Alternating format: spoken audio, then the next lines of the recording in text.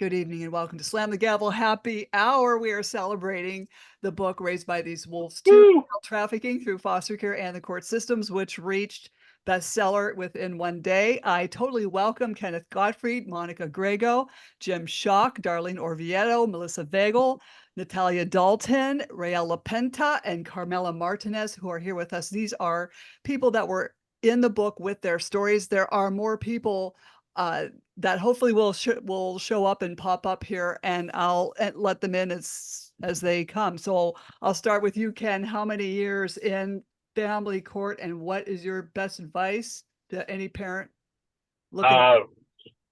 My best advice is never go to family court. But I was in family court from 2013 to 2016, end of 2016, and I've not been in family court since then. Haven't spoke to my daughters in over 10 years. Bottom line, stay away from family court. Know what you're up against if you're going in. And, you know, when you do realize if you have a counterpart that is brainwashing, abusing, psychologically abusing your kids, when you go to report this to the DCS or DCF and the police, you have to video record them and then go in and file. Don't file parental alienation. File psychological child abuse, a shared persecutory delusion, which is under V995.51 in the DSM. And what you want to be specific about is this is a false and factitious shared persecutory delusion. And if once you do that and the sheriff refuses to write a report and you have him on video, put that online, show people that they are protecting the child abusers who are sitting on a bench in black robes. Mm-hmm. Because that's not the only person abusing your kid. The other lawyers are, and you know, everybody else who's involved, Gavel and the forensic people. But once you also have that video, you can also go to the DCS, do the same thing. They refuse to do an investigation. You now have two claims of a federal lawsuit. Need to file it, I think, within 2 to 3 years, suing each one of them for failing to report child abuse in all 50 states. That is a law, so you can sue them for failing to report child abuse and go after the county, go after the sheriff's department, go after everybody who's involved with supposedly your best interest of the child. And what is your website? So that's child abuse judges. We have 900 judges accused of child abuse right now. Yeah, I would like to interject and just say that the best way to combat this is to go after them as the living being, because if you go after their title, you won't win. So if you go after them as the living being in those shoes, then you have more of a liability issue. Because if you go after them as a police department, trust me, it's a no-go. You have to go after the person that is in those shoes. So if it's capacity. Joe Roberts, go after Joe Roberts, the police. Joe Roberts, the CPS, Joe Roberts. And you go after their boss, their boss, their boss. So that's good advice. My experience. I'm just talking from experience here. So I mean, like none of us are lawyers, just so everybody knows. But you're saying sue in their personal capacity. Yeah, and you don't call it suing. You call it you're going after them to notice them for their liability, because that's what suing is. But you don't want to use their words, because that's Black's Law Dictionary, and we want to use English language that everybody understands. Thank you. And so everybody understands. We're not standing under them. We are understanding. We are understanding not what they're saying, but what we understand. And so when you use their words, you don't want to use their words, because then they can use it against you, because they use Black's Law Dictionary, because that's how they get away with this crap. Mm-hmm. And so, and I'm not trying to tell you what to do. I'm just simply saying that with my own experience, I've been doing this since 2019. And I had to become my own advocate and find my own advocates that would step up and help me. Because what I realized is, in my power of knowing who you are, you have to know that they can't come after you, the living being. And so when you can stand on your own standing, that means, where are you standing? Are you standing on the land, or are you standing in the sea? And so when you go after them, you have to go after them, the living being, not their title. Their title is just their job. So you have to do it as a liability. But you can go after them and the entity which they're representing. Yes, you can go after their So boss. you're going after You not can just go them, after. you're going after. Yep. Yes. So if it's And Joe also, Schmo, what I'd and he's, recommend is yeah. what So I'd recommend is you find out who also is holding their bond, because yes. all of these people have to be insured and bonded to do what they do, and the insurance companies don't like being sued. And so if you can go after their bond, a lawyer's bond, like your ex's attorney and their thing, and you start going after their bond and accusing them of child abuse and abusing your kids, then that's also more people you can include and shake up the system. And I know this is a lot, but you have to go after these people hardcore. And it's okay to stand out in front of the courthouse with a sign that says, Judge, in my case, Hal Harrison, abused my children, my little girls. And when they tell you you can't do that, stand out there and ask him and demand that he recuses himself. And then if somebody doesn't write a report on child abuse from the sheriff's department, you stay out there and you just keep putting it in people's faces that they are abusing kids and little kids. But I'm sorry. I'm going on like 40 minutes, so go on, somebody else. Okay, Monica Griego. What's your opinion of the family court system, and where are you at right now? Well, okay, so I'm in Albuquerque, New Mexico, and let's just say CYFD has tried to get me to go into family court, but I filed a notice to rescind the contract with CPS, and I stood by it. It got kind of rough, because the attorney that I had that they gave me, her name is Marianne Darkangelis, and originally she's from New York, and she did everything she could to get me to go to family court, and she tried to get me to pay her $8,000, and I told her, I said, after I filed 9 of the guardianships, and 9 times the judge declined them, saying it wasn't good enough, and she wanted more than $20,000 for each of my both daughters, Holly and Esmeralda. I told my attorney, I said, I'm done with this. I'm not, I think it was in October 2021 is when me and the judge got into argument at court. And I told her, I said, they were attacking my mental health. And I got mad. I finally got mad, just like James said, I told the judge, I said, you know what? I said, it's clear you don't care about my kids. And I told her, I said, I'm going to post whatever I want to post on Facebook. And she said, no, you're not. And then I told her, I said, well, I said, you're a judge. You can't stop me. You're not God. I said, there's nothing you can do to stop me. It's my Facebook page. And after that, my husband's attorney started attacking my mental health.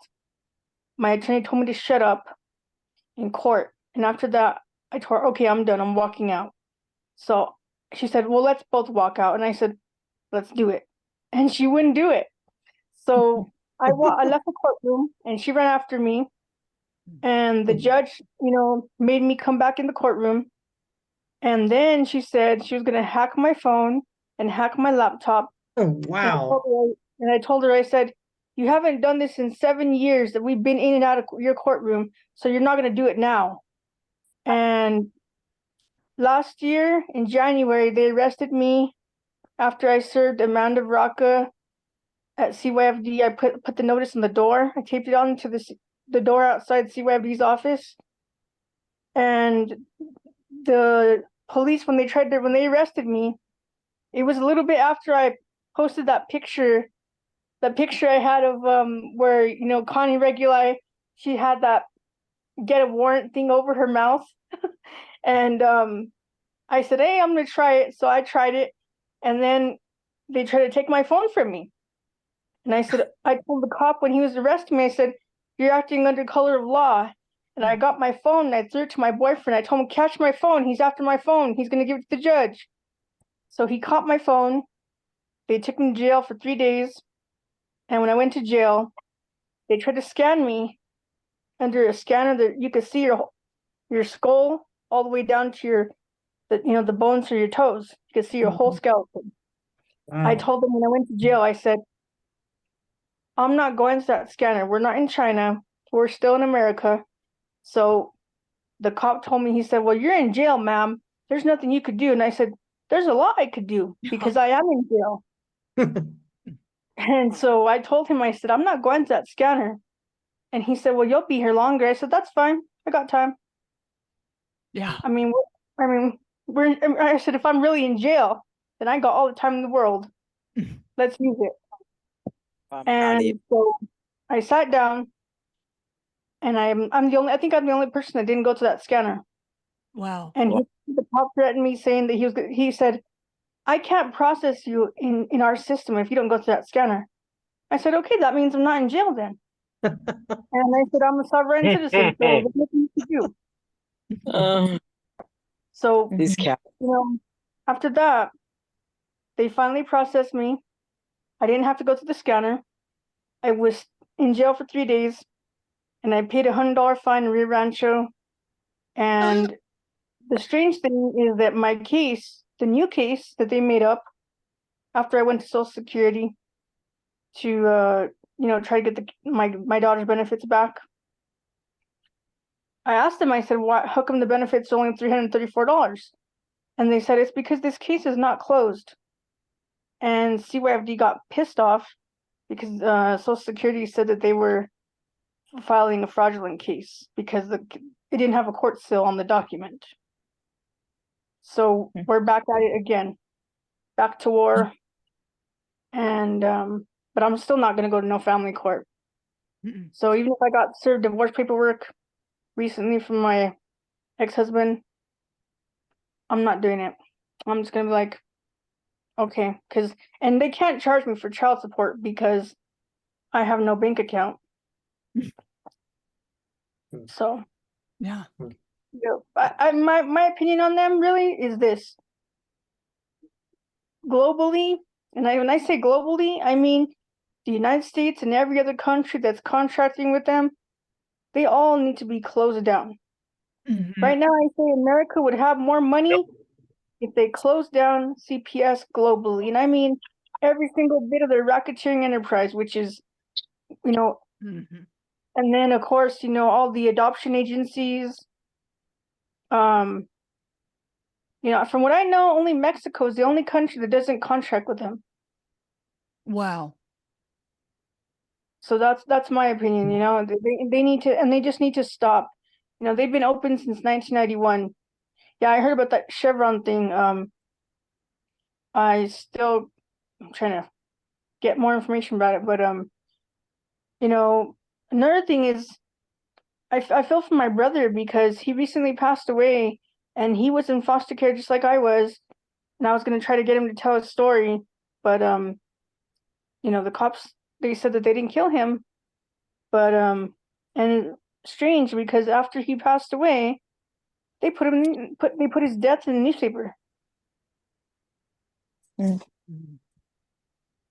So I mean, I just feel like, right now my daughter's like my youngest daughter Esmeralda, she's out there trying to come back home, and I know she's sorry for what she lied about me. And the only thing I know is that it's gonna be a war like it was before, but I'm probably gonna do what Barbara Barbara Stone said to do. She said, just do what you did before. File the notice to rescind the contract. Keep reporting stuff to the IRS, to the Social Security Administration. Serve them with a cease and desist notice. Everything you file, make sure you stand by it. Don't let them just shake it off, because You have to be they persistent. will. Yes, they will. You have to stand your ground. And the IRS, they have the adoption tax credits that they give to people that adopt kids. So they're part of it too. So whenever they decide to stop doing that, and that's another thing, since I've sent notices to the IRS now, they're deciding not to send me my income tax. Interesting. Huh.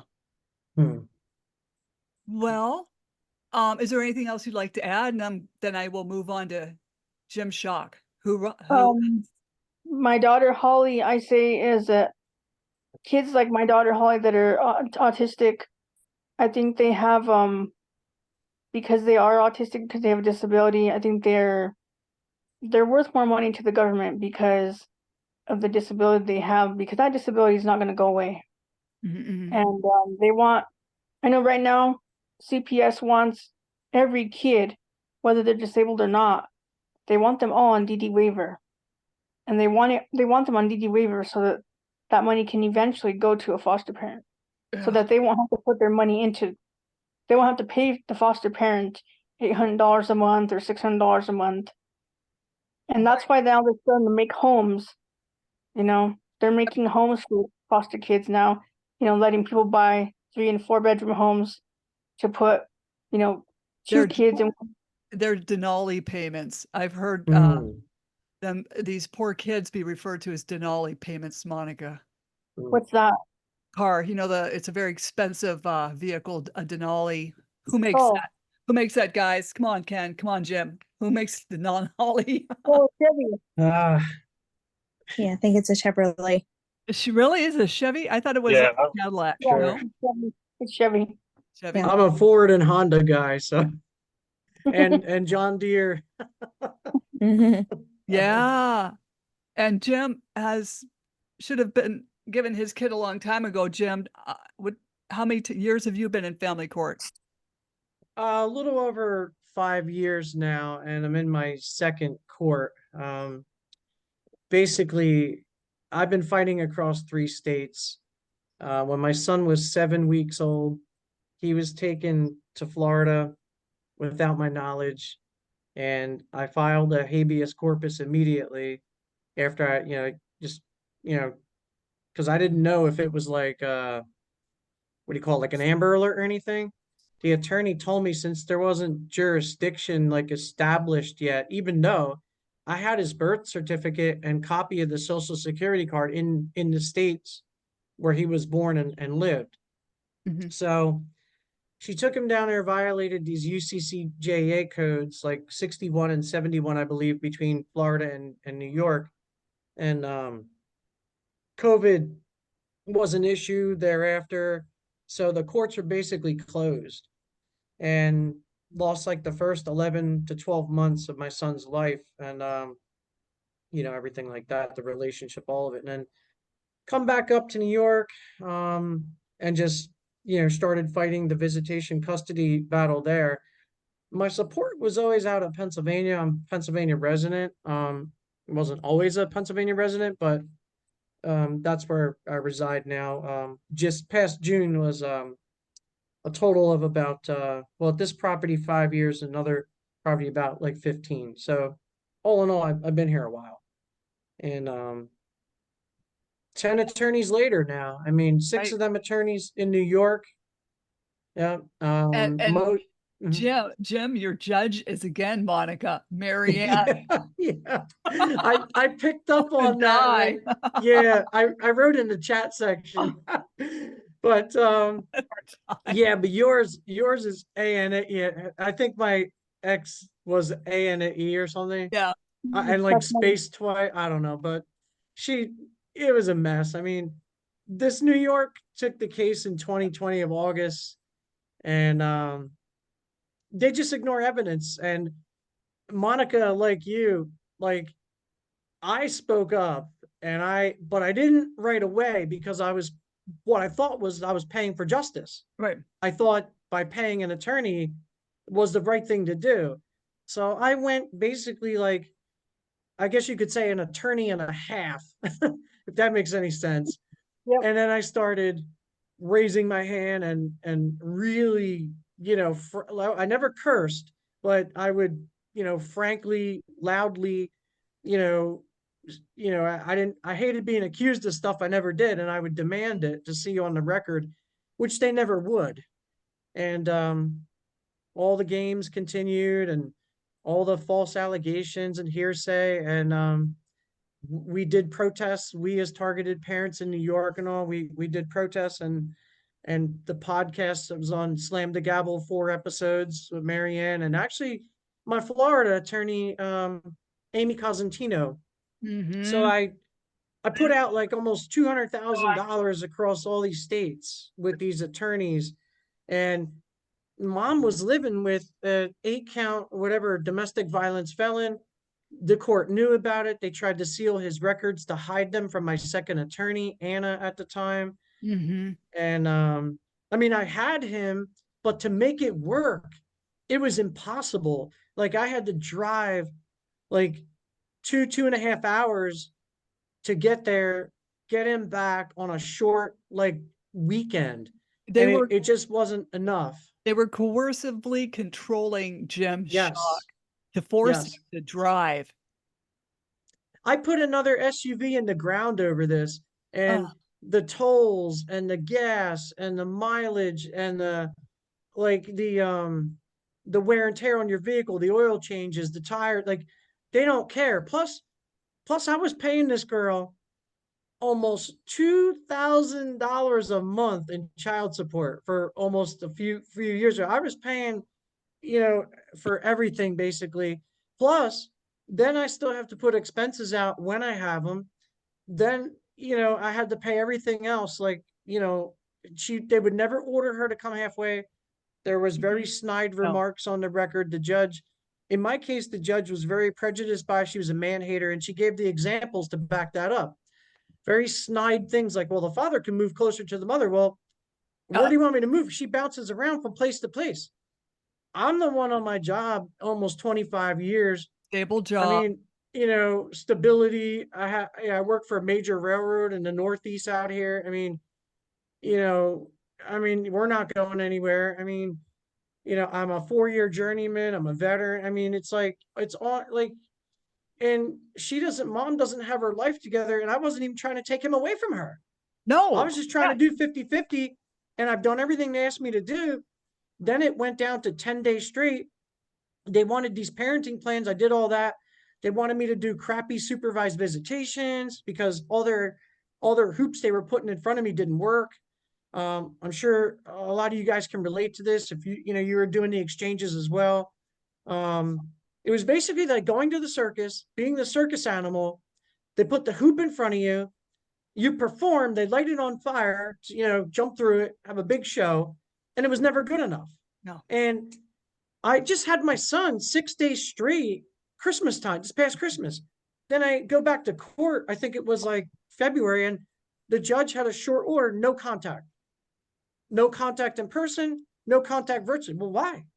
She wouldn't answer me, called them out, this and that, and she recused herself. And now I'm in a new court. It's a very disgusting system. James, I don't mean to interrupt, but what you went through is what I went through, and I think it's worse for us who really just want to be nice and make this amicable. Right. They make it worse for us. Okay, that's all I want to say. Agree. No, that's fine. Interjecting. Yeah, I mean, I totally agree with you, Ken.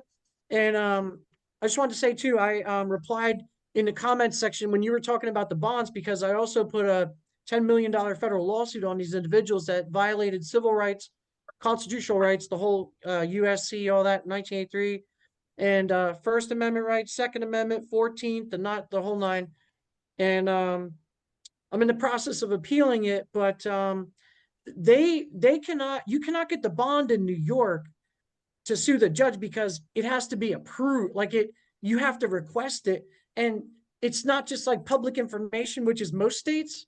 They literally have even the bond controlled, and you have to write them, request it, list your reasons why. And if they deny giving you the bond, then you don't get it.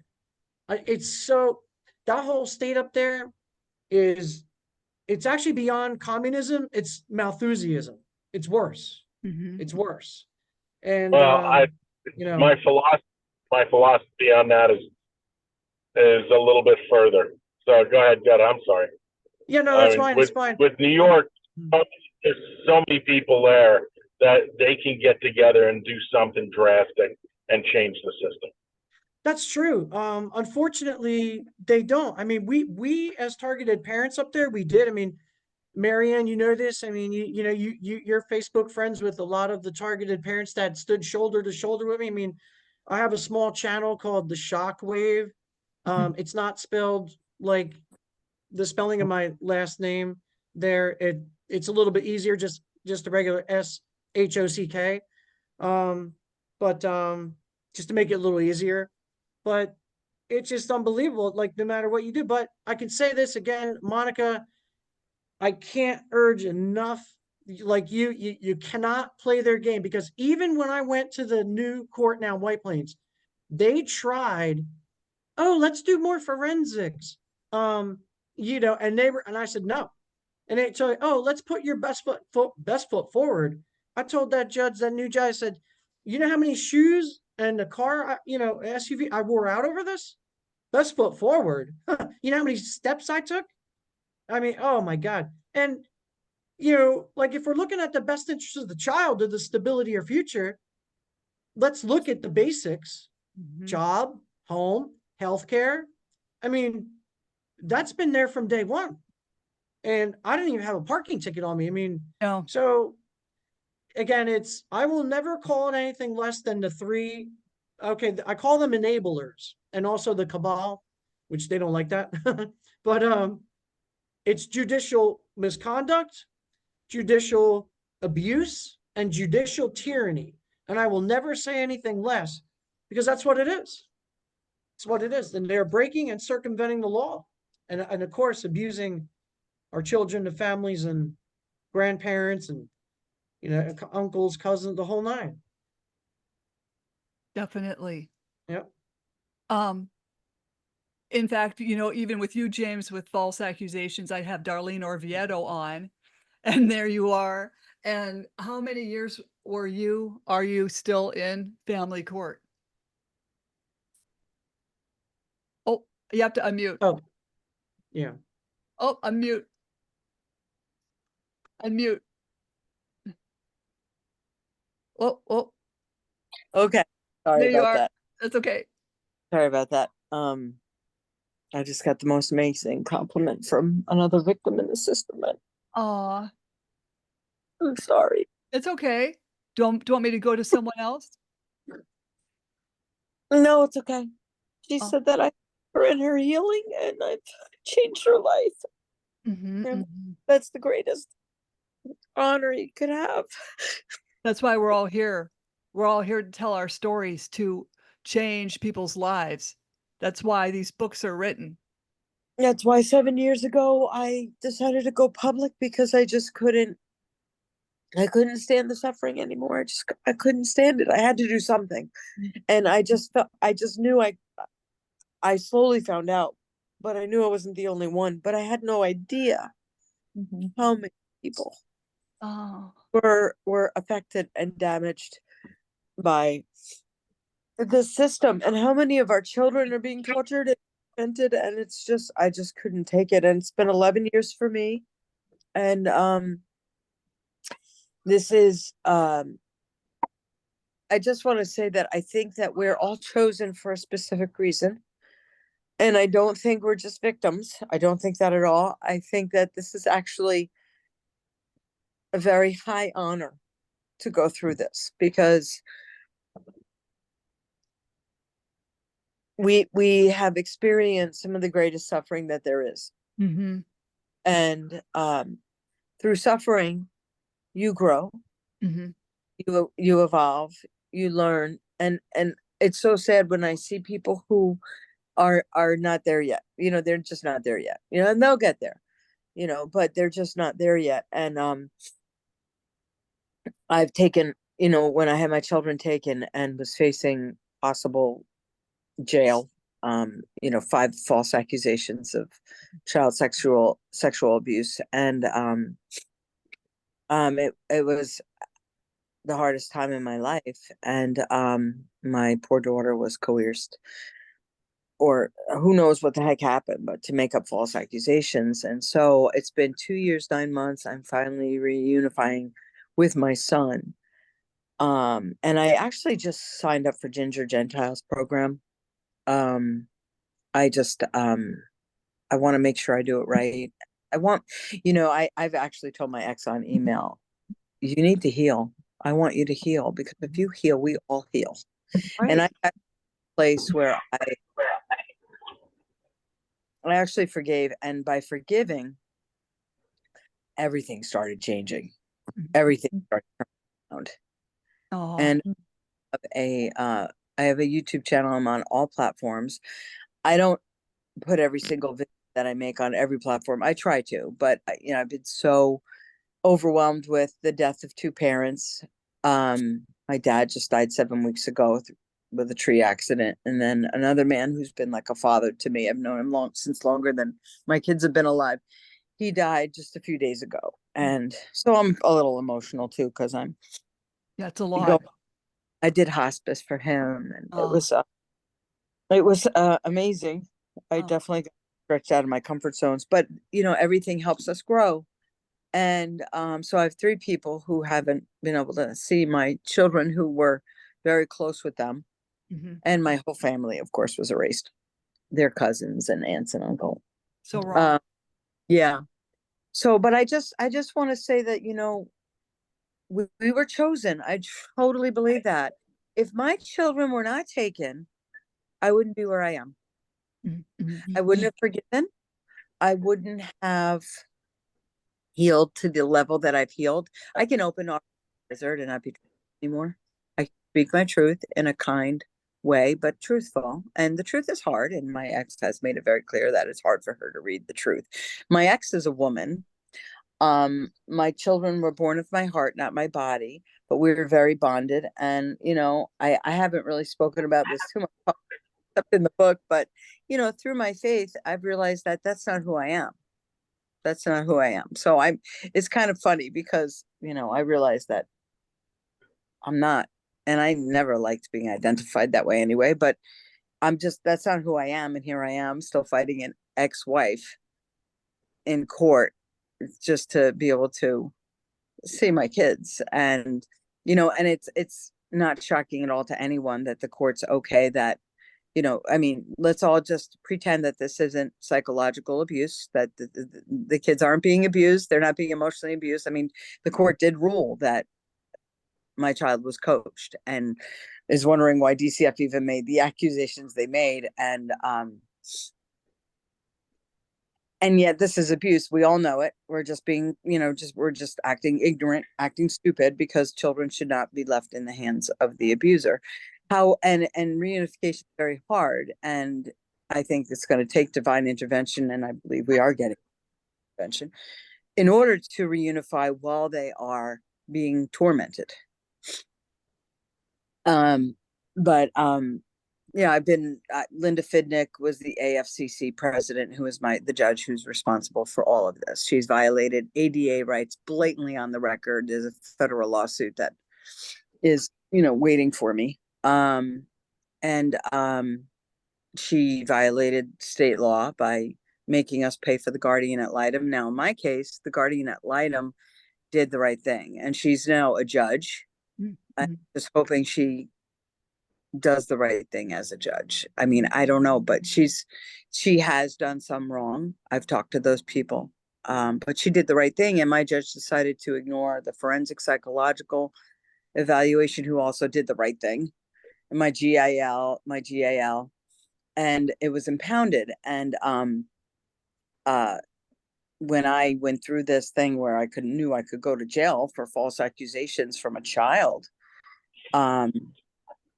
I was just very fortunate, and I think that the whole thing was guided, and now I'm set up for a huge lawsuit against DCF because of what they're doing right now.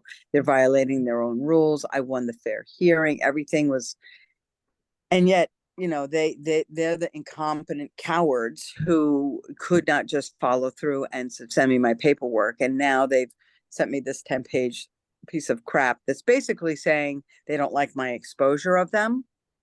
It's right there. They don't like my exposure of them. Therefore, they're going to hold up the determination, the supported decision of the child trafficker, DCF investigator. And just in case you didn't know what that was, but I'm pretty sure you do.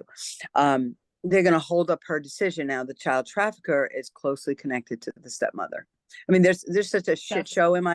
It's like, it's amazing. It's just amazing. So it's actually good news. And I believe that God is leading me through this next phase of, okay, you're going to help the parents in Massachusetts gain standing and help to abolish this child trafficking, just monster satanic system, through what they're doing now.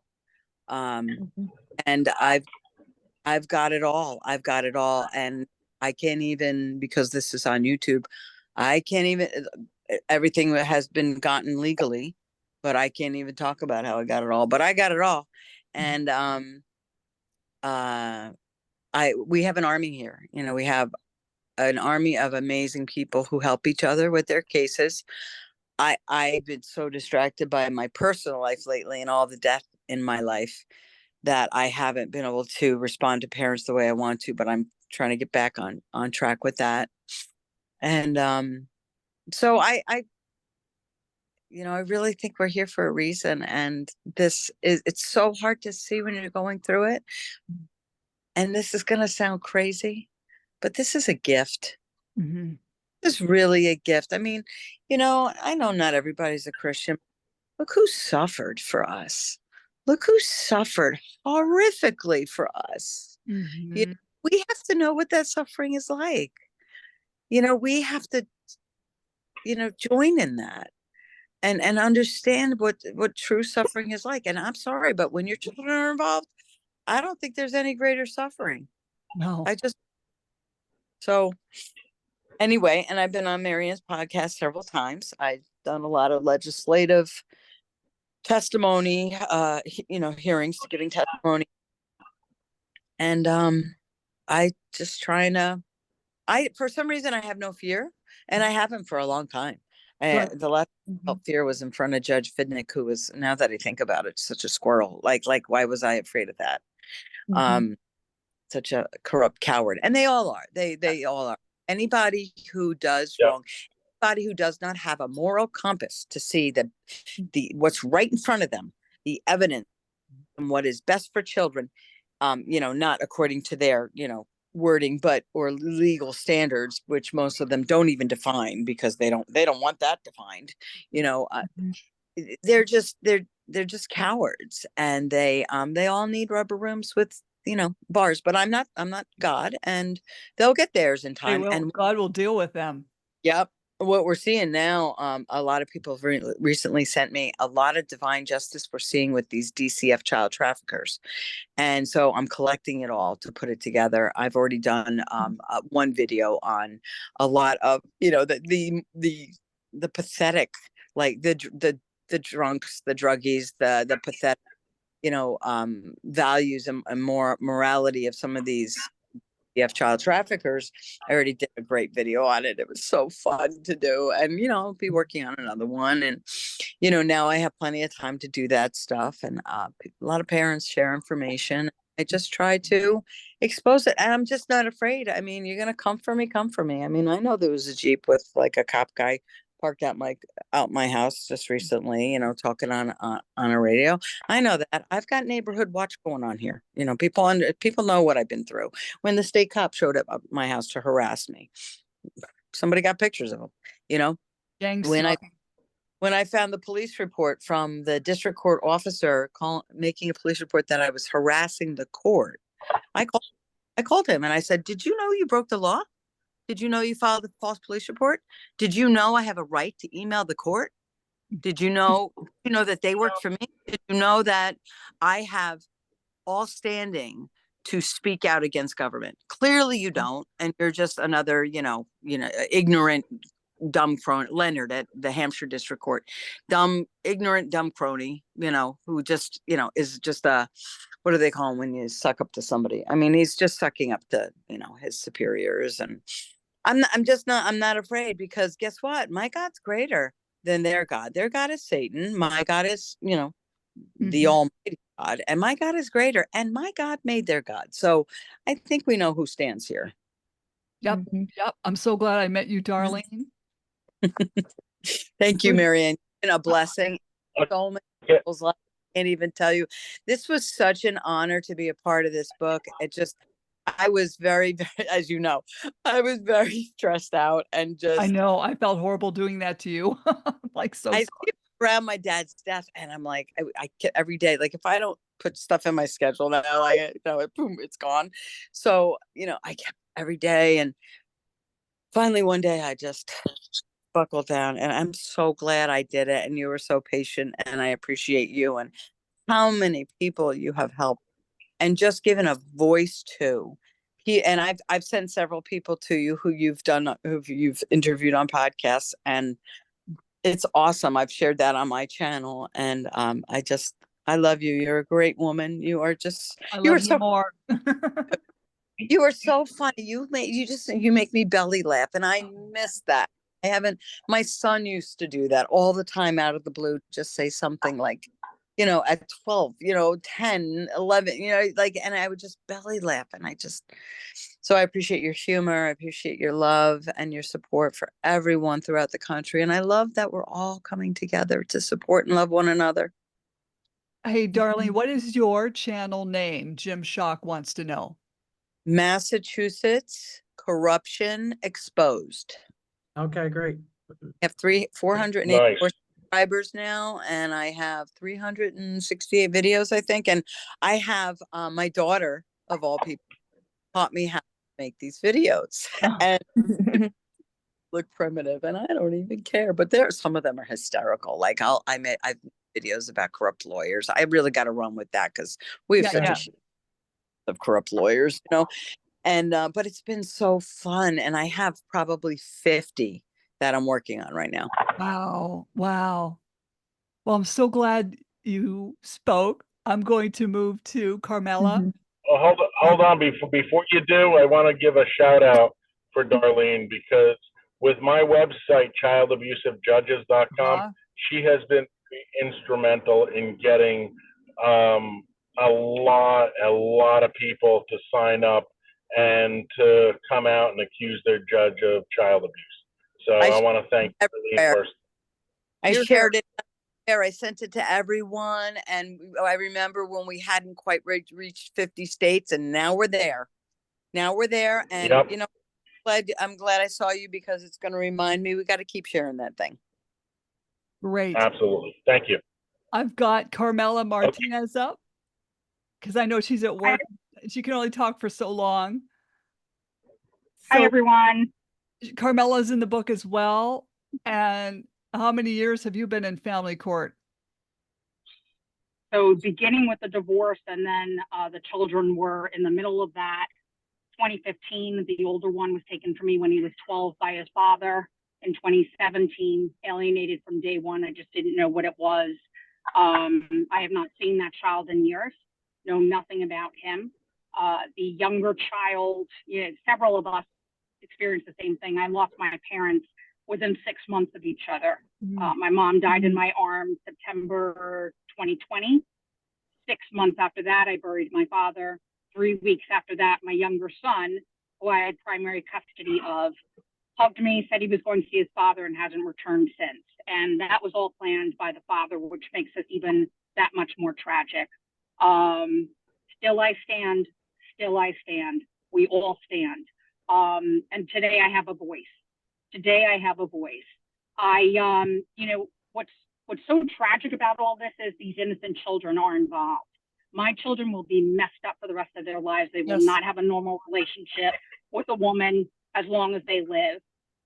This past Friday, we had yet another court appearance, virtual court appearance in front of the child support judge. The older one will be 22 in October. The younger one, don't know how he did it, but he did it. He graduated from high school a few weeks ago, is not going to work. Really, my child support should end. And we were in virtual court this past Friday. And although I complied with the court orders to submit my financials every few months, X has not done that in several years. He finally did, only he submitted it to the court. My attorney, who shows up, doesn't show up, it's a roll of the dice, only laid eyes on it this past Friday. And it's just disgraceful. X, when we were married, he is self-employed with a very, very profitable construction business, working for the super wealthy. I was not allowed to work, and we lived quite well, yet I was dying inside. Money doesn't buy happiness, that's for sure.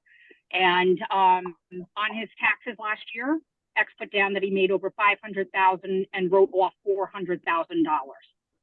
And even my attorney said, where's the backup? And the judge hollered out, it's the non-custodial pays based on their salary. And my attorney, who again, it's hit or miss, whether he shows up or not, said, well, that's true. However, it should be a 90-10 split.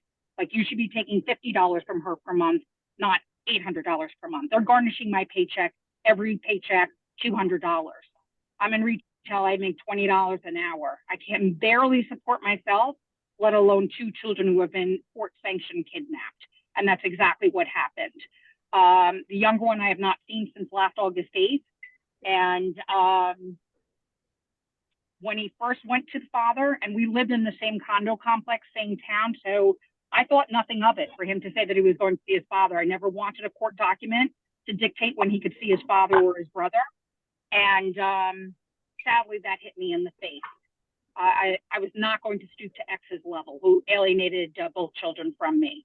And at this point, I am paying child support to X, who makes tons and tons of money, never complies with the court's request, and I can't afford it. That's the bottom line. So the judge did state last Friday that she had to speak to the child, and X screamed out, and I still to this day, people say to me, who is he and what does he do for a living? Because the stuff he gets away with is just outrageous. He screamed out, my child, he cannot be spoken to by you, judge, without an attorney. I will not agree to my child being unrepresented. And very quietly, I said, our child, and I don't want to involve him, but if I have no choice, I have no choice. And X screamed again. The child has been put through the ringer for the past 8 years, which he has been. And the judge said, well, this is what happens when parents can't do this amicably. And that's the truth. I have no control over what happens with X. I have no control over the courts, but they are a disgrace, an absolute disgrace. Abolish. It is disgusting. So for them to be garnishing $200 from my paycheck, and not only do I submit financial affidavits with my banking statements and all that, credit score was in the high 800s, and I was so damn proud of that. It's now dropped into the 600s. I'm paying my rent by credit card, and I'm showing all of this with proof. Yet he's writing off $400,000 in business expenses and has no backup for it. You know, shame on the court. Yes. Shame on him, and shame on his attorney. Yeah, that's what mine was doing. Shame. You know what? My children, our children are blessed to reap the benefits of their father's wealth. They are. My older child, how does a parent not know that their child is out of the country, let alone the state? He traveled all of Europe last summer without my knowledge or consent. Like, that's just insanity right there. It's just insanity. Yet it continues. I'm exhausted between the divorce and the child custody cases. X has taken me back to court countless times to get custody of the younger one. Over the years, I was made primary custody of the younger one. He was made primary custody of the older one. And I will clearly state only only because the courts feared for my safety and the safety of the younger child. And I don't blame my child. At 12 years old, I was very fearful of him. He was bigger than me, he was stronger than me, and he had his father in his ear, polluting his ear. So who's going to be the target? I am. I was the target. And admittedly, I was afraid of my own child. Not his fault. My child was crying out for help. And what does the court do? They throw him into the lion's den with the lion. So the father has not even raised him, because I've heard horrific stories that he leaves tons of money on the kitchen table when that child was 12, 13 years old, and took off with his wealthy girlfriend for days on end. Again, still I stand. The only way I knew what was going on with the older child is that I continued to do parent-teacher conferences twice a year. The only way I knew what was happening, the teachers damn well knew what was going on. And I had one of them slam her hand on the desk and say, you keep doing what you're doing, because one day your children will know who the real parent is. We know what's going on at that home. Honestly, I'm sorry, but I blame the school system too. Yes. Both children, the younger child in junior year missed 65, maybe 70 school days. This past school year, he missed 90 something school days. I mean, the percentage was ridiculously high. And then he was allowed to finish his schoolwork from home for the last few months. That child, again, was begging for help. They did not give it to him. They did not give it to him. They handed him his diploma, so he did officially graduate. But guess what? He's the last one the father can control. I got out, and I was told by my local favorite priest years ago, it was my duty and responsibility to get out of that marriage, not only for myself, but for the children. And I did. And it took 3.5 years for me to file for divorce, but I did. And the last words X said to me was, I will be sure to put you in the fucking street. And that's what it is right now. It's the financial abuse. Right. I have freedom, and I have, for the first time in my life, I have found peace, but I need to pay my bills. And I cannot continue to use my credit cards that are maxed out at this point to simply pay my rent. So the child was brought in. Parents were dismissed off the virtual court appearance this past Friday. It still breaks my heart. I raised my children. It was the boys and I. Father was too busy working. Didn't want children. Clearly told me I breached my side of the marriage contract because I wanted to start a family. And he had 2 children from a previous marriage that he never bothered with. Quite frankly, he was in jail for not paying his ex-wife child support. So there's definite history here. It's definite history here.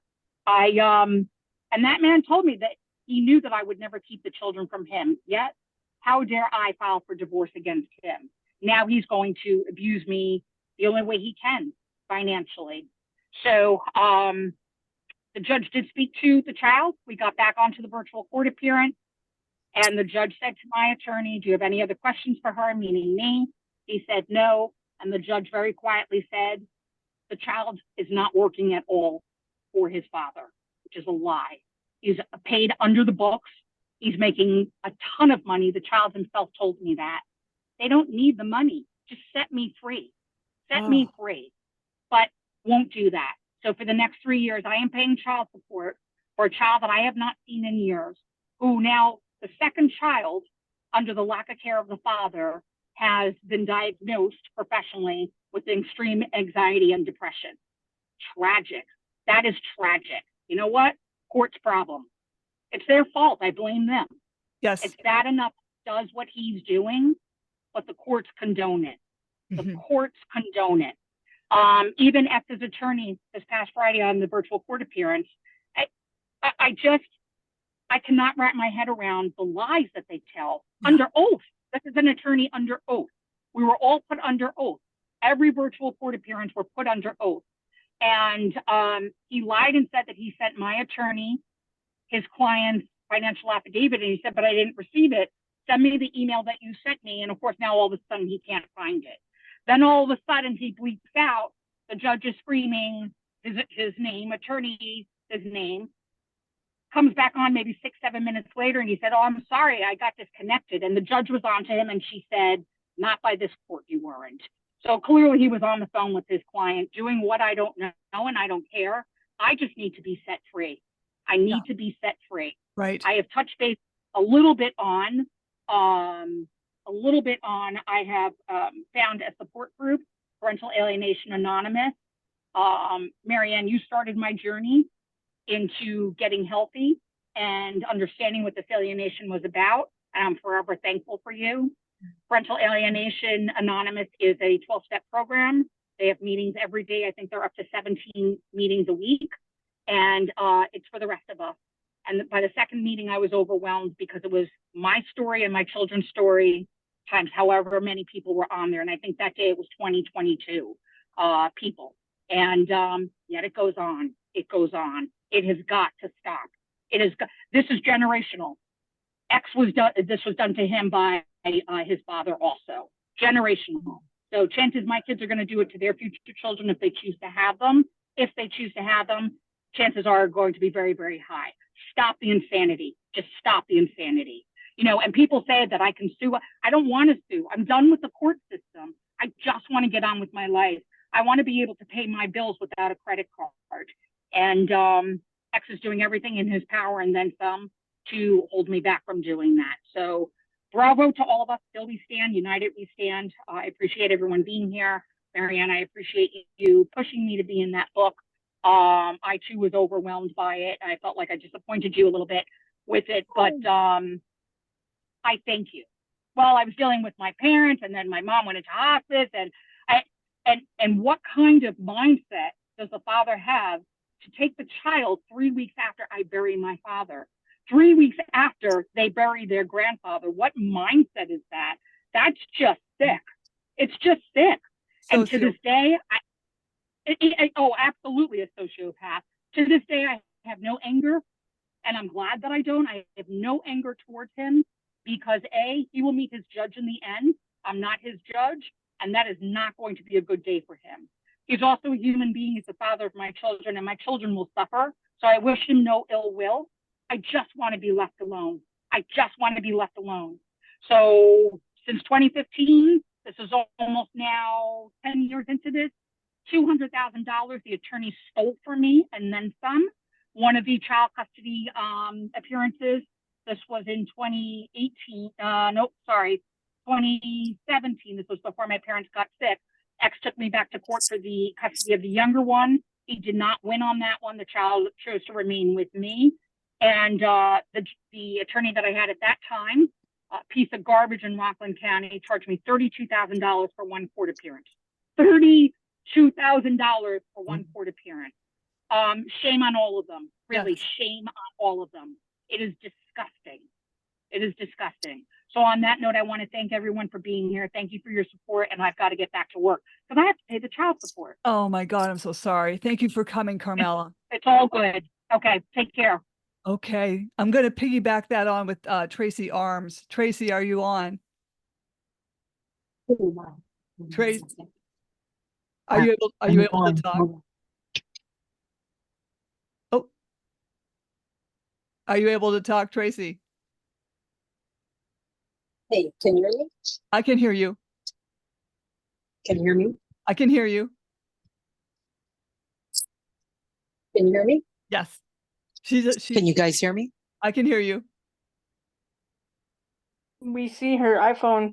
Hey guys, I'm calling you guys from 48,000 feet right now. Oh my God. So, anything can happen if you want it to. Yeah, right. I can't really see you because my Wi-Fi is a little shoddy, but I can see your text messages, Jim. Okay, cool.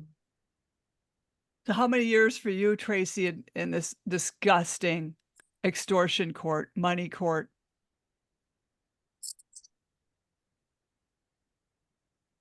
I can hear you now. How many years for you in this extortion money court? For me? Yeah.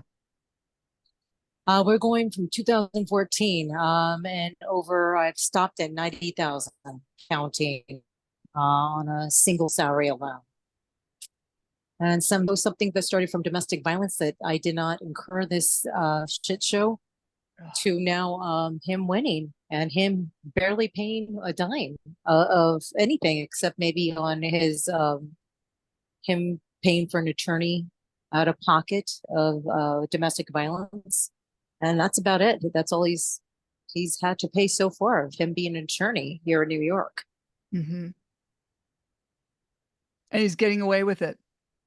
He's gotten away with everything. This is when you say, you know, eventually they'll get their karma, or it always costs them. Absolutely not. This has not cost my ex husband a dime, as he's an attorney, and the law is completely biased, just like in the Catherine Kasanoff case, and Stacy Sonletter, Kathy Wittrell. I mean, this is just a scratch the surface of how we have it so much more difficult than others of dealing with these abusers that have ex parte with these judges. And we see that in the little L court hearing right now, and all these people that have ex parte meetings, and we have no clue. We're not at that. They have advantage of us. So this has to come to a stop. And I hope this is why we truly all believe cameras in courts. And there has to be transparency, and there's no oversight. There's laws in place, but there's no oversight with these judicial officials, much less these attorneys that you pay thousands of dollars for them to. It's just a vicious circle that we're all paying into this empty black hole. And you think that you pay your attorney that has your interests at heart, but we might as well just burn it and tear it up or give it to charity, because this is what it's just lining these attorneys' pockets. They have no interest except to continue billing us. And it's despicable. It is. It's terrible. And that's why I'm so glad I have your story in there, along with Stacy Pinn's story in there. And, you know, it's the whole Upper East Coast is who I really kind of covered, you know, with this book. But your story is very similar to Carmela's with the educational history with your kids. Neglect. Absolutely. And for some reason, as you know, we've spoken, and Carmela, just hearing her story, I wish I could be. I have nothing to drink. I'm talking from a lavatory. No, this we got to talk somewhere from work. But there's a sick demented reason why these judges are allowing educational neglect. You know that Stacy Sonletter or Stacy Pinn's case in point, Kathy Wittrell's mine. Why is it these judges are allowing these children to pretty much be complete degenerates of society and a burden to society with no accountability? My child, but listen, this isn't a 14-karat toilet. Oh, it's nicer than mine. I love that. This is for the people, right? Listen, I know you got to talk somewhere from work. Oh my God. Yeah, there is a truly disturbing reason why these judges are allowing. My child has missed 90 days last year. He's up to the 86 days. He's pretty much special needs. Now this child was thriving in my custody for 8 years. You have to blame the handler or the other faulty parent for not allowing this, and whether I already know the reason why. But the bottom line is these judges are allowing these children and the bad parent to not have any educational whatsoever, and it's okay. And especially here in New York, these schools are actually passing your child, and whether they get a D and F and it's not for doing fine, or they miss over 100 days of school, they still allow these children to pass. Meanwhile, they're lucky if they can spell their own name and might just read what our laws are in the future. It's very disturbing. And you hear Carmela's story, all of ours is so similar, especially with the educational neglect. Much as, New York is the worst, Jim. We know that. We have. You know, Jim, what saddens me is that I have been to many rallies with Jim, and there's zero solidarity. Yeah, we have been. I've taken off work, but the sad part is people are so fast to complain about the injustice. But Jim and I, or maybe a couple other ones, are there in front of a courthouse, the state of New York, and there's just, you know, people cry and complain, but they're going to realize it's power in the packs is how we're going to Right. get heard. And sharing, liking our stories and sharing them on TikToks. It takes a few seconds to like and repost, and that goes out to the entire world, people. This is what we're failing to realize. I don't care who gets the attention, whether it's Robbie Harvey Right. or whoever.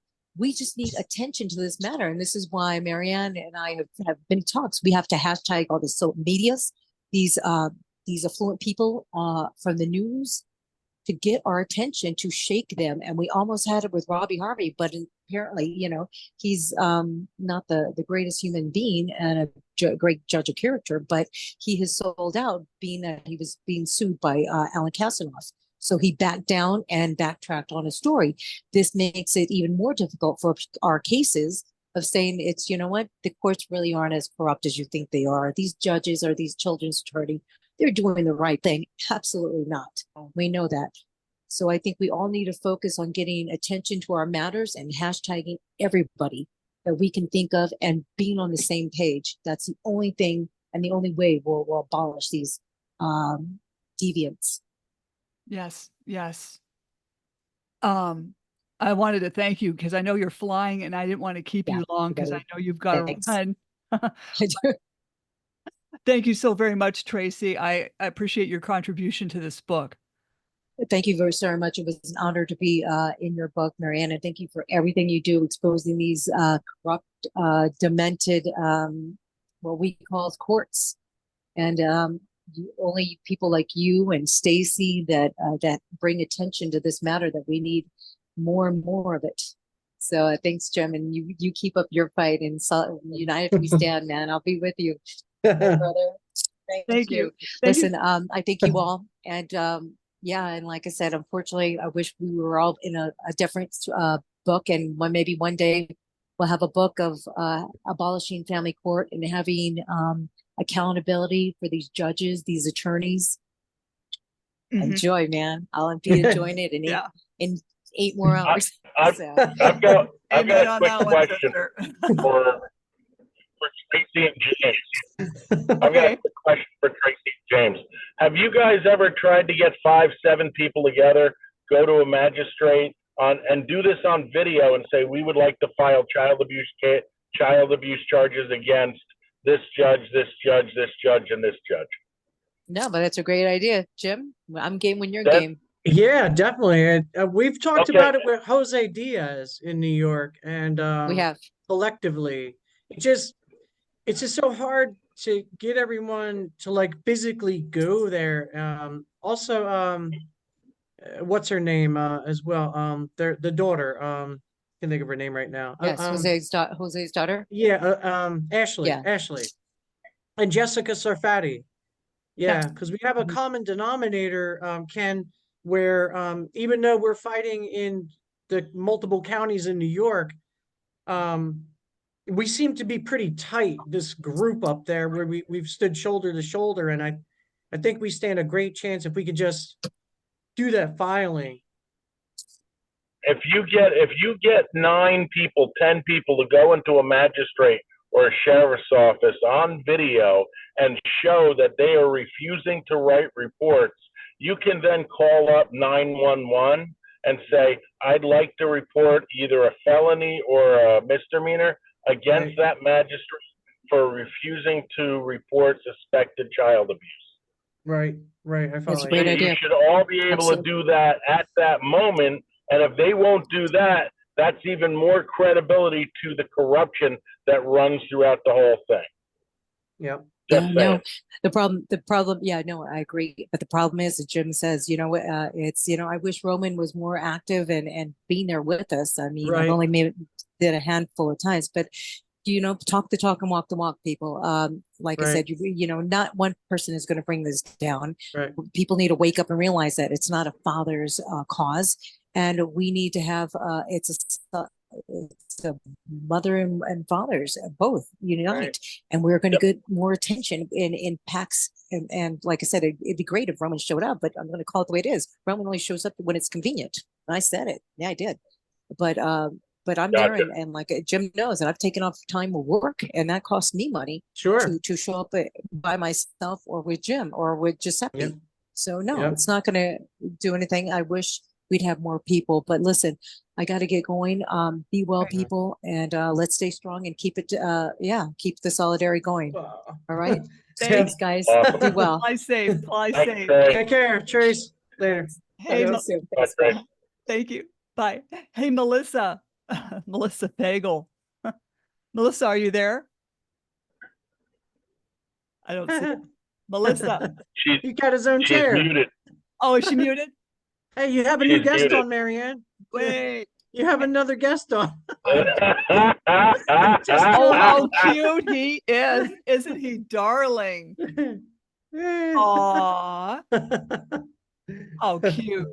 How cute. Yeah. Hey, Melissa Vagle. Okay, so I'll move on to Rael LaPenta. Rael, are you there? Rael. Rael, hello, hello. Sorry, thank you. Hello. Hi. Hi. Sorry, I can never find that unmute button. I know it. I'm so glad I've had your story in my book. And how long have you been in family court? Thank you so much for having me on there and the podcast. I do appreciate, what you do. I've been in family court for 4.5 years now. And when family court wasn't doing the job, I guess, good enough, there was just more and more allegations that were louder and bigger. And eventually it took. So in February of 23, CPS got involved, and it has escalated to the point where every court system is involved right now. And regardless of how the case looks or the evidence, it's progressing. So it's unfortunate. I'm in Pennsylvania. I don't know if I said that. Okay. So I'm Really? in Southeast Pennsylvania. Yeah. I'm in PA as well. Mhm. Yeah. Where in PA are you? Kunkletown, PA, up in Monroe County, the Poconos. Oh, okay. All right. I'm all the way at the very tip. Like I'm like rare. So we're like And opposite sides of the state. In the eastern part or western? Southeast. So I'm Oh, right. I'm like southeast. 7 Okay. minutes from New Jersey and 2 minutes from Delaware. So right on Oh, the tip. okay. Okay, gotcha. So the time it takes to clear your name here is really tragic. And I guess the advice I have for people is learn your rights. Don't just believe people that come in and say, oh, I have to speak to them alone. I have to take them, because it's not true. And although you feel like you just want to agree to be kind, they'll take advantage of you. And it's horrible. And they don't like when you talk back, though you might have retaliation too. But definitely learn your rights, learn the laws, and make sure that you're advocating for your stuff. And see something, say something. I say that to people all the time. There are so many people that have sat by as bystanders in my case that could have said something, and they did not. They had the opportunity. It didn't seem right, but nobody wants to get involved, and it's escalated to a point now that there's no going back. It's Right. just, it's exhausting and overwhelming and ridiculous. So I hope that people do read this book and say, oh my, I never could have imagined, right? Mhm. Like I just didn't, and I would never imagine. If you would have told me this could have happened 10 years ago, I'd be like, Right. no, it can't happen. But it definitely can. And it's crazy. It's so crazy. But keep fighting, and speak out, because other people have to hear that this stuff happens. They have to hear it around your town. They have to know this is happening. And it can't be okay for everybody to just let it happen. Mm-hmm. Mm-hmm. And thank you so much for coming Yeah. on, Rael. Because you also do the Yeah, thank you. custodial, you also handle the custodial interference page on Facebook.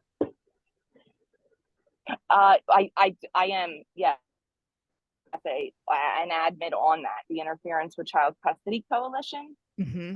Which really just pushes out information for knowing the laws. Like in Pennsylvania, it's 2904. It's a law. It's been against the law since 1972 to take a kid from the other parent with the intent of depriving that parent of the parental rights. And the police don't understand what the law is, and they don't enforce it. But Claudia Ovias has gotten laws passed in Texas about the citation, you know, and Robert Garza has gotten laws passed about the time taken, time back. So that kind of stuff is doable. I've never worked in legislation before. Again, if you would have said I was talking to legislators a few years ago, I'd be like, you're absolutely crazy. But that's something that I regularly do and have done. And it's helpful to get your voice out. It's important because, you know, we had one person, a senator in Pennsylvania, who said, oh, custodial interference isn't a problem in my county. I was like, why would you ever think that? And he said, because no one's ever told me it's a problem. It's a problem. So you have to say it. It is a problem, right? Now, how can people So get a hold of you if they need to talk to you?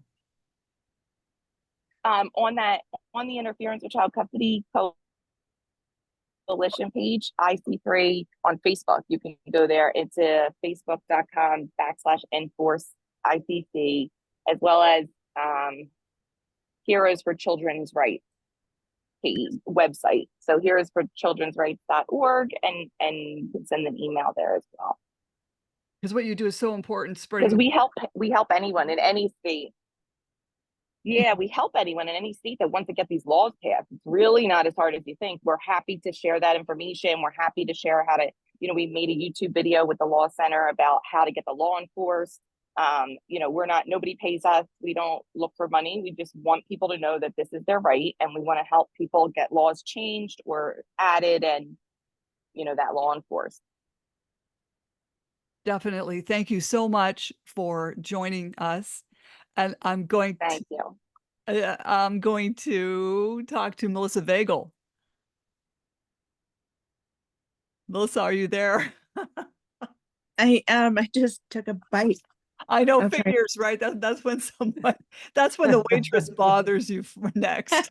The 2-bite rule, yeah. Yeah. After you get 2 bites, No, right I'm sorry. there. No problem. I'm Melissa from Minnesota, and I was in a disastrous marriage to a postal worker, and he was also in the military, and that's how I met him. And in the beginning, I think I shared most of my story. It was kind of cathartic, but almost emotional at the same time, because it's like you have to go back in time and you're trying to put it in like a snippet form, and you're just like, how do you put 17 years of hell into a couple pages? Yeah. So I just wanted to thank you for the opportunity to share my story. And we had 3 children together, or as I like to call them, my offspring, because children in the Black's Law Dictionary is also used against us, so we don't like to use the word children. Anyways, I birthed out them. Yeah. I had 2 boys and a girl, and they're now 20, 18, and 7. And we still have post-separation abuse. And so now we have the stepmom, the one he was having an affair with. She's coming at me, and I've never met her. I've seen her in court only because I thought I was supposed to show up for court. And I kind of have been slowly learning the process of how to take myself out of their system, because it's set up for us to fail on purpose, because they want money, and it's all about money. They are corporations. They're on the Duns and Bradstreet. So the building itself, whatever office is the name of it. So whether it's the county, the city, the court, the administrator, anything like that, they all have a Duns and Bradstreet number. And governments, real governments, don't have a Duns and Bradstreet. They're not trying to make money on the people. Okay, so these are private corporations, and they are making money on the people. So if that means that they have to destroy your family in doing so, that's what they'll do. And unfortunately, that is things that we have done have gotten us into their system, which is the Social Security card, which is the registration of their birth. And if you notice all of those things, it doesn't say live birth. Okay, it says certificate of birth or vital records. So there's a reason for that. And so I won't get into all that legalities of things, but just things I've learned throughout my process. I started my divorce in 2019. I saw with my own 2 eyes how I was being treated in a different light um, when my mom had passed away and she went through a very, very fast process of dying. She was given 3 months to live and she died in 9 days. And so I was not prepared emotionally, but I couldn't be in an abusive relationship of someone who basically made me feel like garbage every day. I was never good enough. And I know that that's how he made our offspring feel as well, is to make them feel less than. And we could never measure up to his expectations. And so I know that this person that he married is in the same boat I was in, and she thinks she's helping him. And they will get their karma. That's what I believe. I believe that these people will get their karma. I do believe in God. I do believe that we will get redemption, but I don't feel like we will get redemption through these courts the way they're set up right now. In the future, I do believe it will happen, but it has to go to common law. It has to be God first. God has to be first. We will never have our rights taken away because they don't have that authority. They don't have the authority over the living being, which is a man or a woman. Because if you identify yourself as not that, I don't have advice for you. All I know is that we're a man or a woman, and that is our standing. And they cannot contract with us. And a court case is a contract because each court case has 3 bonds. So that is a moneymaker for them. Every time we go to court, that's why they need 2 people to show up. They need 2 people to show up so that they can cash out. And so until that system is taken down and demolished, like you guys say, we the people are the boss. They're not the boss of us. We're the boss of them. It says we the people. It doesn't say we, whoever we decide we're the boss of. It doesn't say that. And we do have unalienable rights that they cannot take away from us, because God gave them to us. We were put on this earth by God. And we weren't told by God, oh, guess what? You're going to lose your kids because I say so. No, he doesn't do that. He will not do that because he gave them to us. And so we have to know our standing. We have to know where we stand. And we do not stand under them. We don't understand them. We don't understand them because we don't stand under them. Right. And so we're not going to use their Black's Law Dictionary words because we are not a corporation. We have to know we're not a corporation. They set that up. Yes, us as mothers, we did make the mistake of signing all those documents, but we did it under duress. We were told we were supposed to. And so until people are having the comprehension to know that these family law, these CPS, all these agencies, they have a person that is sitting there making these accusations. There's someone typing up these things. And so those are the ones that you go after, not the agency itself, because you have to do it on a personal to personal level. You have to go at it from a different angle because they are set up so that we lose on purpose. That's how they set it up. That's why we're losing. And I don't mean losing as in we're losers. I mean losing as in our battles. Because they know the system better than us. I went through 7 attorneys.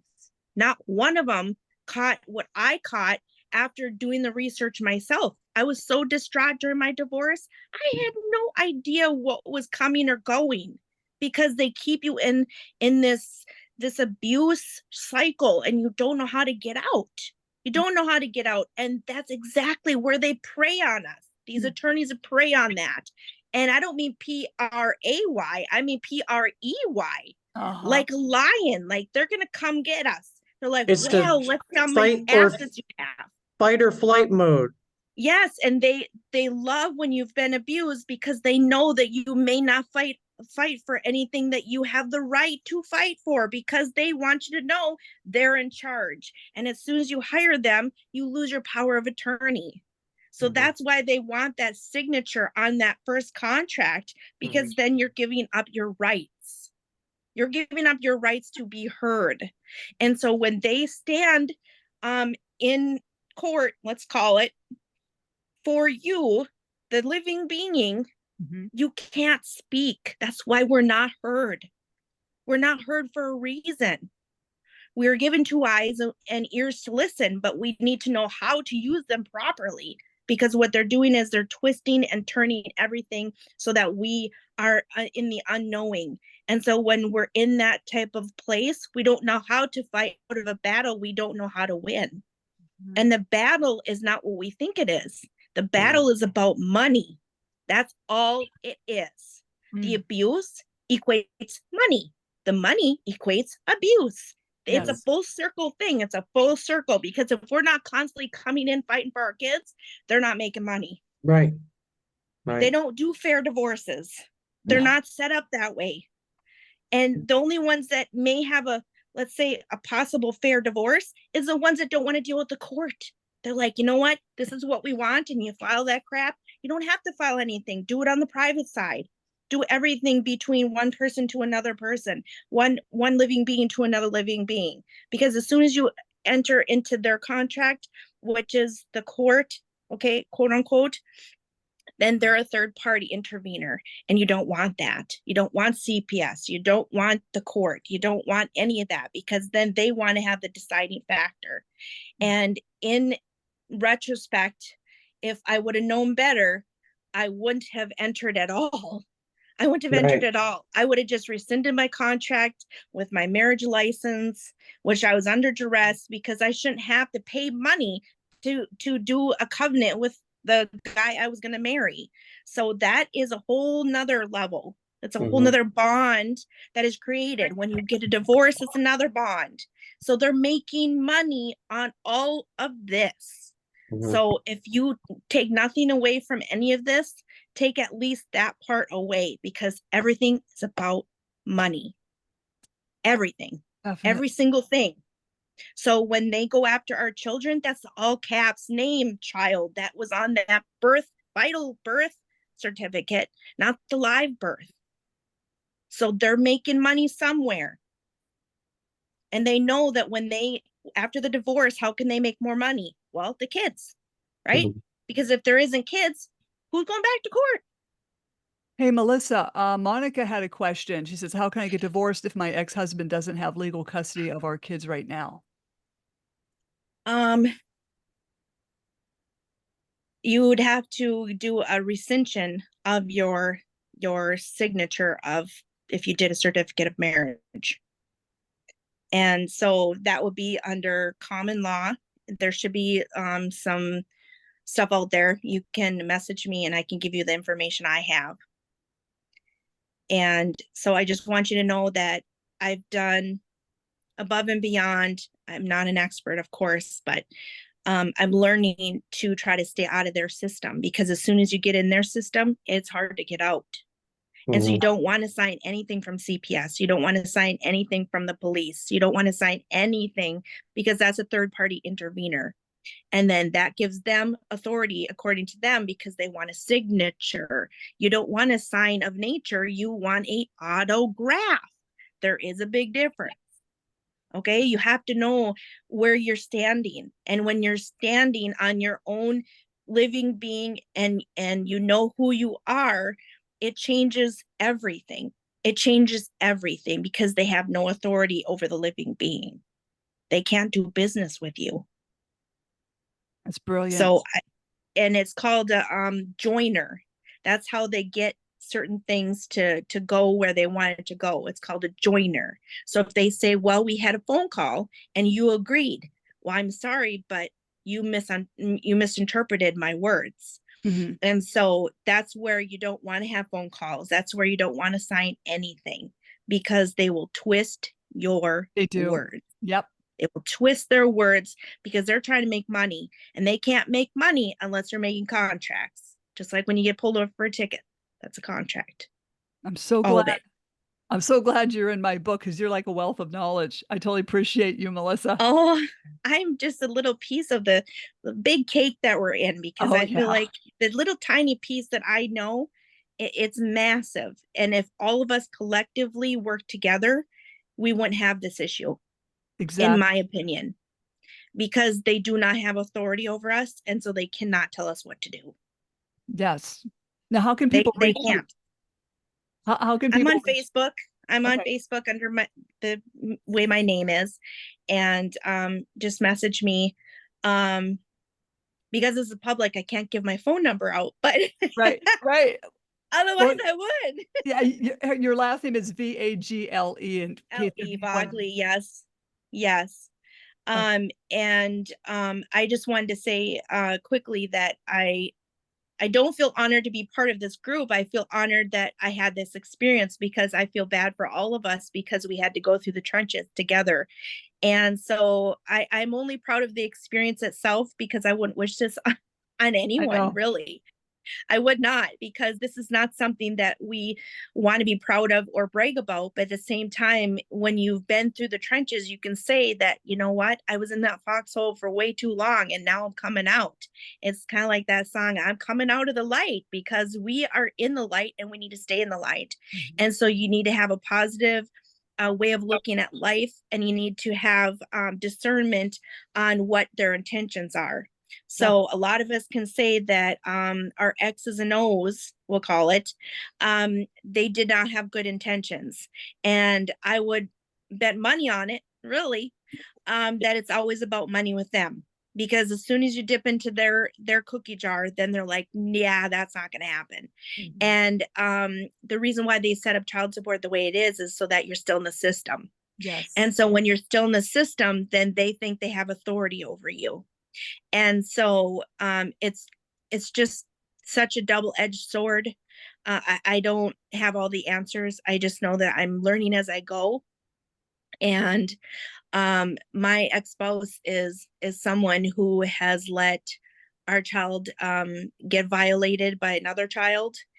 He did nothing about it except for tell him just to not do that anymore when he was being violated by another child that was older than him and a girl. And our child, our offspring does have special needs. And I believe that he was taken advantage of. He was 5 and she was 7. And because of the way the laws are set up, they're not set up to protect kids. They're set up to let it happen. And so there is no laws saying that when another child hurts another child, that child will be dealt with, because they just let it go. And I think that's terrible, because obviously that child learned it somewhere. And so my concern and initial concern was to get that child help. And I found out that I don't have that ability, nor does anyone care. Her own mother doesn't care. And so now they're bringing the child into the world, and she's on the domestic violence registry. And so that was overlooked during my divorce as well, because they were living together. And I learned through the trenches that they just don't care. They don't care about child safety. They don't care about any of that. I mean, best interest of the child, I think that's probably some twisted words there too as well, because there's no best interest of any child when they're going to go let the child go somewhere else, or even have parenting time and not supervised. Yes. Because I believe that these folks, it doesn't matter how much counseling they get, because they'll twist that as well. Oh, definitely. So there is zero discernment when it comes to these type of people that we've had to deal with, whether it be judges, lawyers, or our X's and O's. So I just wanted to say that my ex-spouse during our 17 years made me think about life in a different way, because I hated my life. I hated my life every single day. If it wasn't for me being a mom, I don't know what I would have did with myself, because he made me hate everything about my life, because I was never good enough. And so if you can keep your family intact and you can keep everyone out of the court system and those third-party interveners, whether it be the police, whether it be a sheriff, whether it be any of those people, you don't want them to intervene, because then that's a contract and then you have to rescind your contract. And so I would say that during my process, I learned that they don't care either. No, they don't care either. It's about money. And so they don't care about you, the living being. They don't care about any of that. at least in my experience. That's why I don't they're all live in a going to very hell. big town. I know. I just know that from personal experience that they tend to believe these abusers. They tend to believe their lies. But I believe that there's going to be one day where someone's going to sniff out the untruths that are being told. And I just know that moving forward, I will have no ill will because I believe that God will deal with him. I and her because of her intervening as well. The one he was having an affair with that he ultimately married. They both work for the post office. Not that it matters where they work, but I feel like two birds of a feather, right? Yep. They're gonna stick together because they think they're helping each other, and they're gonna help themselves right to hell, hopefully. Yes. I mean, they will. They can go together. That I mean, if that were to happen, That's I mean, God is the higher judge. that's just what may or may not happen. And so I'm just gonna think on the positive side here that we will get our redemption, because everything will be flipped, and that this family court evil stuff is going to be dealt with because God is coming back and he is going to deal with all of this unrest. And so I do believe that we were all put on this earth for a purpose. And I do feel privileged that I've got a chance to meet some of you. And if there's any way I can be of service, I am on Facebook. You can message me. And I wish you all well. Thank you so very, very much. Peace out. Thank you. Hey, is Leslie Carrington on? Hi, how are you? Okay, how are you doing, honey? I'm doing good. I just want to say thank you so much, Marianne and Darlene, for having me a part of this. Marianne, you are a blessing. Darlene, thank you for introducing me to Marianne. There's a lot that I want to say. So, for one, personally, I feel like, the lady before, she was saying don't sign anything, and that's so true. Once you sign something from DCF, that's it. I was a foster child from age 2 to 18, and I was in the system. I've been raped and molested by foster parents and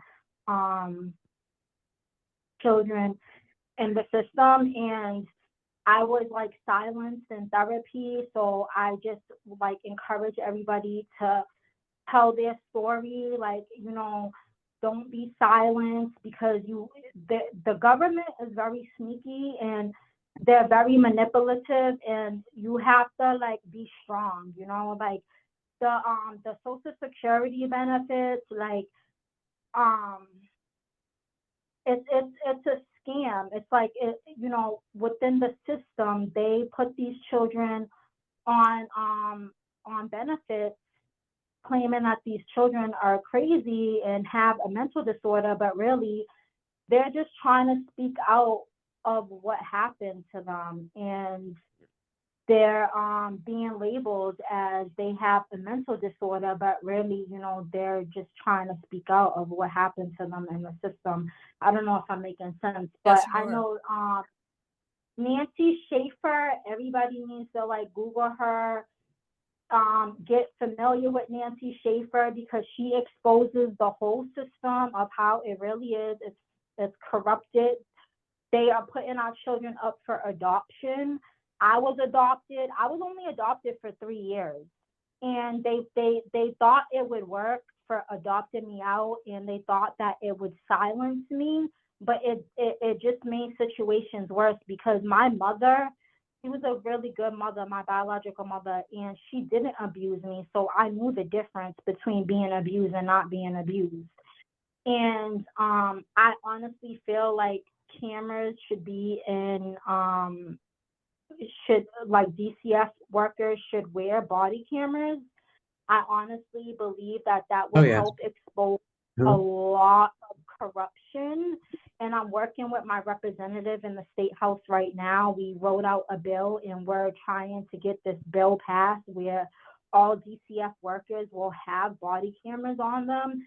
And if that's any social worker in the hospital, any group homes, we're working on that. We're definitely trying to get cameras on DCF workers. You need to speak up and tell your story. It doesn't matter, because like they will work through your children to make you feel like you cannot speak up. And a lot of parents, they're scared to speak up because they're like, oh, I have a DCF case, but so what if you have a DCF case?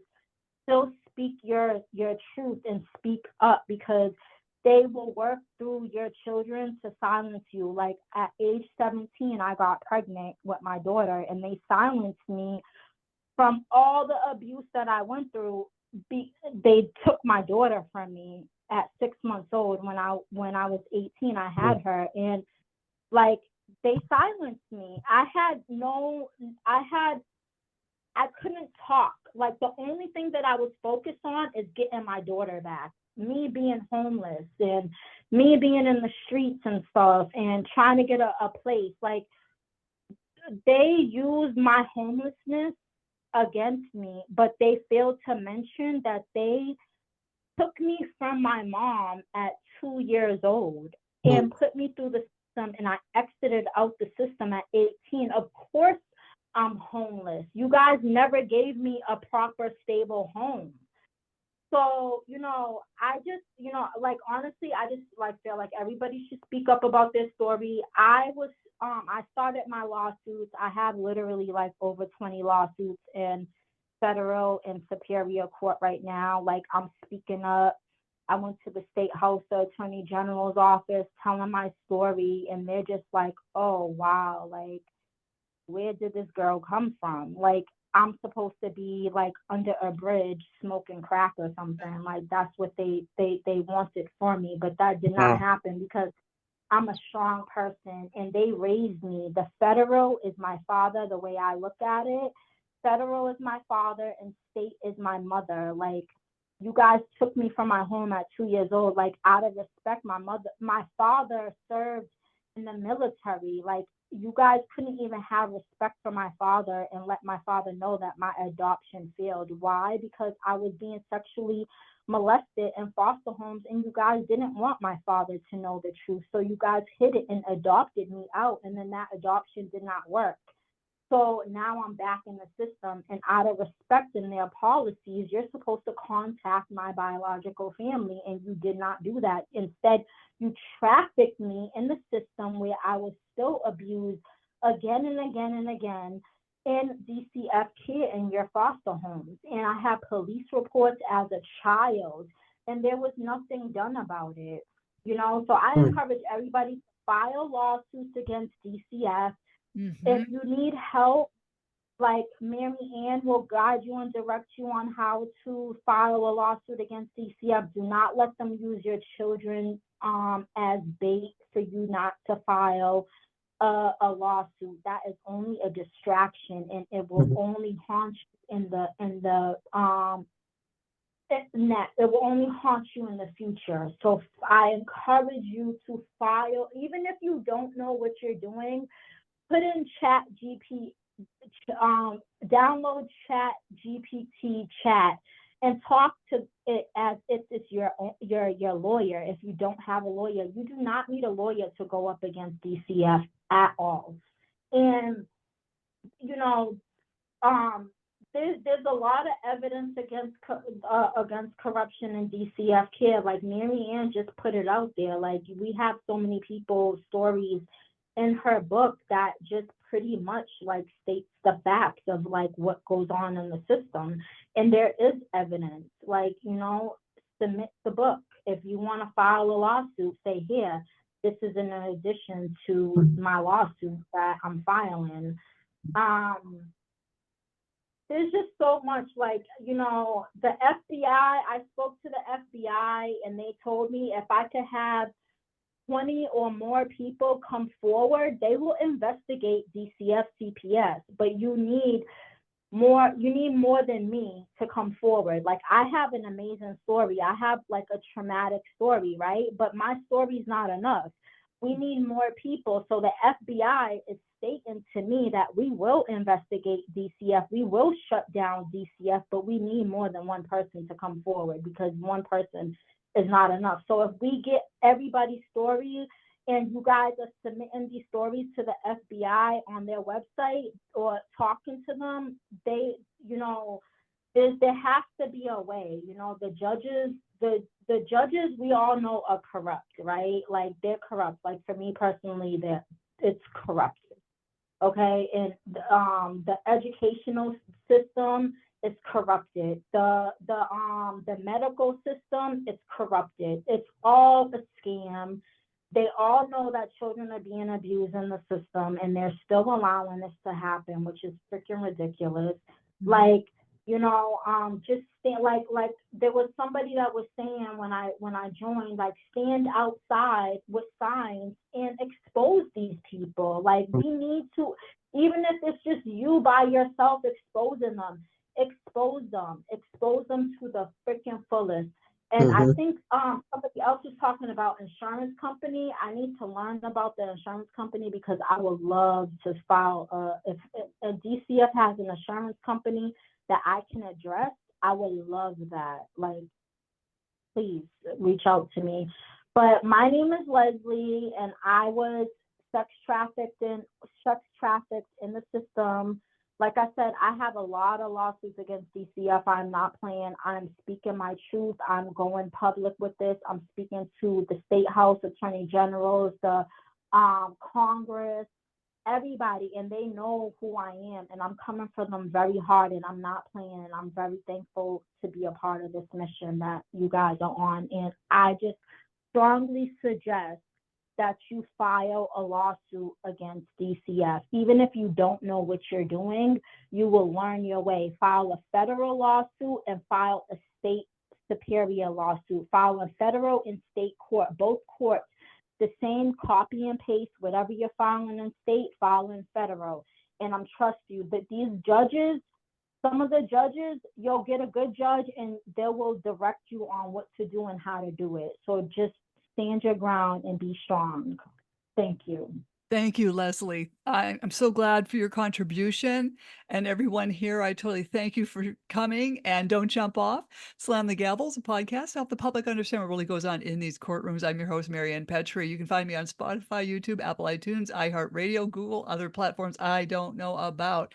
And feel free to buy me a coffee to help me keep this podcast going, and everyone have a great day. Thank you. Thank you.